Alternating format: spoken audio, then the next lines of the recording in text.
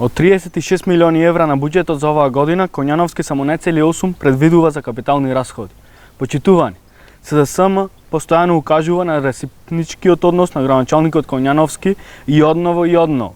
Во Советот на општината настојува да го вразуми градоначалникот и советниците на ДПМН, дека одговорноста за трошењето на парите на граѓаните е на секој учесник во креирањето на буџетот.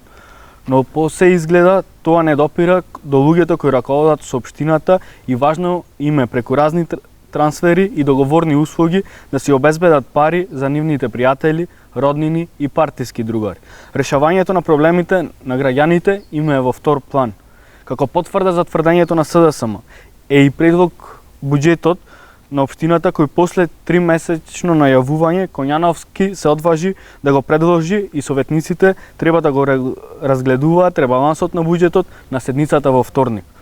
Иако приходите на основниот буџет на општината се зголемуваат за 22.526.377 денар како резултат пред се на зголемените приходи трансферирани од државата по основ на ДДВ и данок од доход, Коњановски и екипата драстично ги намалуваат капиталните расходи. Со ребалансот, Коњановски ги намалува капиталните расходи за 35 милиони денари, а за 58 милиони или скоро милион евра ги зголемува трошоците за разни трансфери, за договорни услуги за неговата плата.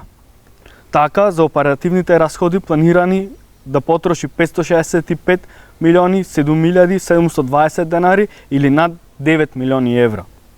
А за капитални објекти 378 милиони денари или 6 милиони евра.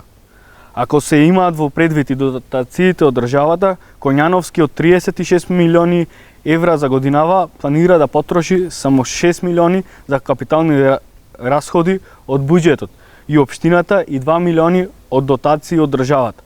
СДСМ, доследна на политиката од 2017 до 2021 година, нема да поддржи ребаланс со кој ќе се намалуваат парите за изградба на објекти, проекти и инфраструктура и бара Коњановски да го повлече ребалансот и на советниците да им предложи ребаланс со кој ќе се зголемат парите за капитални објекти, а ќе се намалат оперативните расходи.